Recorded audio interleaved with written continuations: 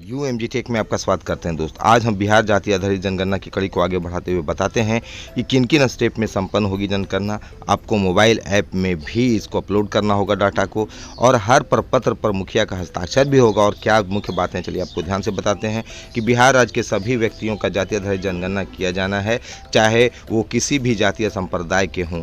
गणना के समय बिहार के वैसे निवासी जो किसी कारणवश अस्थायी रूप से प्रवास की स्थिति में, यानी थोड़े समय के लिए यदि बाहर चले गए हैं, तो उनकी भी गणना की जानी है। यानी घर में आदमी नहीं है, पता चला कि बाहर गए हुए हैं, कुछ समय के लिए फिर लौट आएंगे, तो उनकी भी गणना आपको करनी है।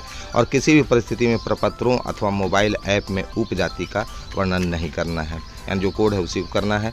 साथ साथ जाति आधारित जनगणना 2 चरणों में संपन्न होगी। प्रथम चरण में मकान सूचीकरण के अधीन गणना क्षेत्र का निर्धारण और गृह संख्या का आकलन और अंकन किया जाएगा और संक्षिप्त गृह पंजी तैयार की जाएगी। द्वितीय चरण में जो 1 अप्रैल से 30 अप्रैल तक चलेगा, उसमें आपको वास्तविक गणना कार्य किया जाना है। गणना प्रपत्र एवं मोबाइल ऐप के माध्यम से प्रत्येक परिवार के सदस्य का आंकड़ा एकत्रित किया जाएगा और बिहार राज्य जाति आधारित गणना प्रबंधन एवं प्रबंधन पोर्टल पर बेल्ट्रॉन के सर्वर पर एकत्रित किया जाएगा। साथ साथ मोबाइल ऐप में प्रत्येक प्रगणक और पर्यवेक्षक मात्र उनको आवंटित गणना ब्लॉक और गणना ब्लॉक के आंकड़ों की प्रविष्टि कर सकेंगे। इस हेतु प्रत्येक प्रगणक और पर्यवेक्षक को पहले मोबाइल ऐप में जाकर के पोर्टल पर रजिस्टर करना होगा और रजिस्टर करने के बाद गणना प्रपत्र पर परिवार के प्रधान का हस्ताक्षर होना बहुत अनिवार्य है। याद रखिएगा, हर प्रपत्र पर जब आप भरने जाइएगा तो उस पर हस्ताक्षर जरूर करवा लीजिएगा। गणना प्रपत्रों को स्कैन कर डिजिटल कॉपी उसको अपलोड करना होगा। साथ साथ प्रगणक द्वारा मोबाइल ऐप एवं प्रपत्र में भरे गए आंकड़ों पर्यवेक्षक द्वारा जांचोपरांत समर्पित किया जाएगा और कार्य के दौरान प्रगणकों को किसी प्रकार की दुविधा या कठिनाई होने पर पर्यवेक्षक का यह कर्तव्य होगा कि उन्हें सभी प्रकार का सहयोग देकर कार्य को समुचित रूप से निर्धारित समय में संपन्न कराएं। यदि पर्यवेक्षक को भी कठिनाई का समाधान नहीं मिल रहा हो तो तत्काल चार्ज अधिकारी का ध्यान आकृष्ट कर समस्या का समाधान कराया जाएगा। यानी चार्ज अधिकारी से आप बात करके उसका समस्या का समाधान कर सकते हैं।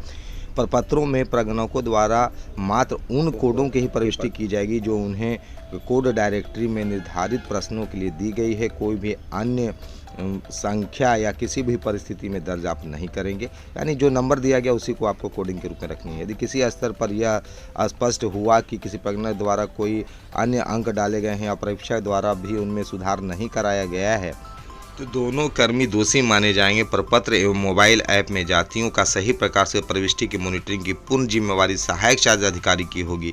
किसी भी परिस्थिति में निर्धारित सूची से अतिरिक्त रूप से प्रविष्टि नहीं की जाएगी। यदि किसी भी परिवार या व्यक्ति की जाति के संबंध में कोई दुविधा या निर्धारित सूची में उनका अंकन नहीं पाया जाता है, तो सहायक चार्ज पदाधिकारी तत्काल भ्रमण कर यह निदान निकालेंगे कि परिवार व्यक्ति की जाति का किन कोड में किया जाएगा और किसी भी परिस्थिति में उपजाति का अंकन नहीं करेंगे।